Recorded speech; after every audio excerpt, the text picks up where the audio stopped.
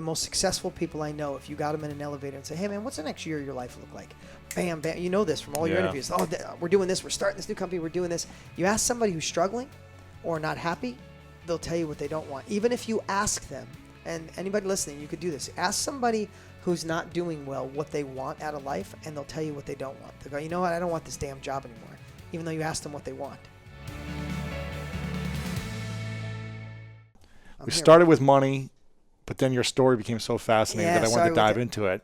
And I think there's a lot of great lessons there. But you wrote a book a couple years ago, or a year and a half ago, called Millionaire Success Habits. Yep. That has sold over 600,000 copies. Well, I think we just passed 600,000 600,000 copies. It's been a huge bestseller all over the world, selling thousands a day probably right now.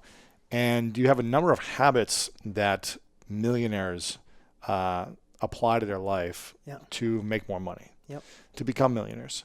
And you probably know more millionaires than anyone I know. You've connected with them over the years in real estate and the car industry and self-help industry and every industry there is. You know all these millionaires. So you've researched and studied and interviewed them on their habits. You have these habits. I'm curious, over you're 50 now. You've learned so many different lessons. You had the success in business for a long time. Now you're more congruent in your life with love. You've got the whole package. Right. And you've seen a lot of millionaires who might have the right habits to be millionaires, but they don't have the love as well. What would you say are 3 secrets that millionaires who have it all have? What have they good question. What have they figured out to become a millionaire, to have the love, to have the family, to have it all? And to impact everything, doing the things they love. What are the secrets? You know, you've got all these habits, but what's the real secret that's different than the actionable habits? Maybe it's a belief, maybe it's a way of thinking, maybe it's the self-education side of things. What is that? So I would say, well, because I would bet to say there's not one person listening that would take a salary of $5 million a year, but it was impossible to have love, or take a salary for $5 million a year, but you couldn't see your husband or see your wife, right? Like, or be unhappy. Like, money without fulfillment is useless. It's probably the biggest lie the world is told, right? And I know you read Millionaire Success Habits. It's great. It's Millionaire Success Habits, but it's really life success habits, right? Sure. It's like when people start going like, oh, I could make more money this way, but this is really, I can fix my life. I'll feel better. Relationship, I'll feel better, right? So I think it's a really great question. I wasn't prepared for it, but I know for a fact some of them. One of them is people that, whatever you focus on, whatever gets your attention gets results. If you're listening right now and you're in great shape, it means your body is getting attention. You're eating the right food. You're working out.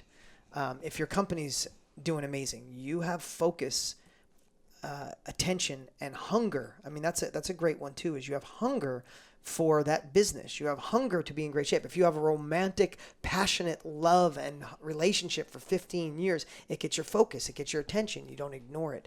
So the one thing that I've seen is, if you think of all the habits someone can have, is someone who's successful in every way, or in a lot of ways, not just wealthy, but overweight and unhealthy. Overweight and unhealthy, is they really know what's important, and they say no to all the things that complicate that. So I don't want to go down this too far, but I make myself a not to do list all the time, Lewis, and I obsess on knowing what I really want.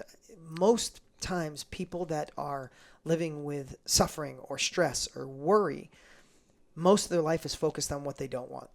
I don't want this employee to be annoying anymore. I don't want this to happen. I don't want this president anymore. I don't.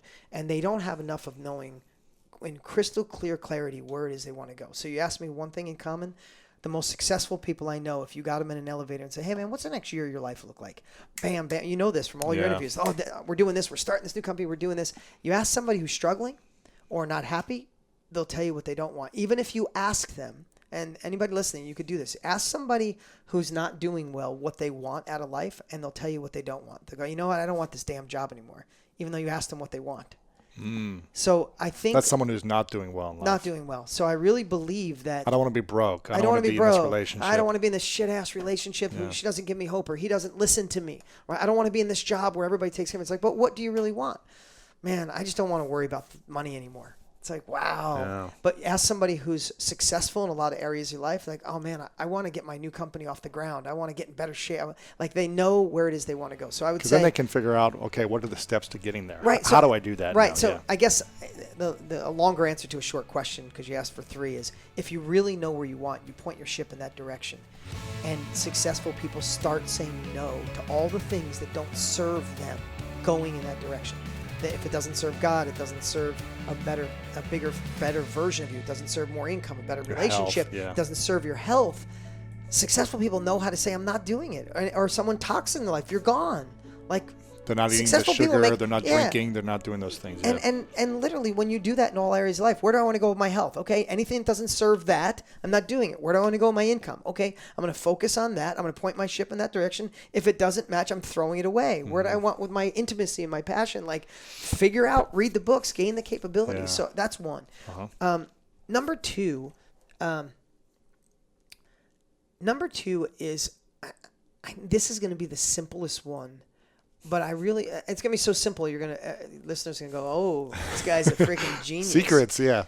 Is focus on the things that work in your life and be the observer of the things that work. You come home in your relationship and you say something and your wife or your husband lights up. Like, acknowledge that and do more of it.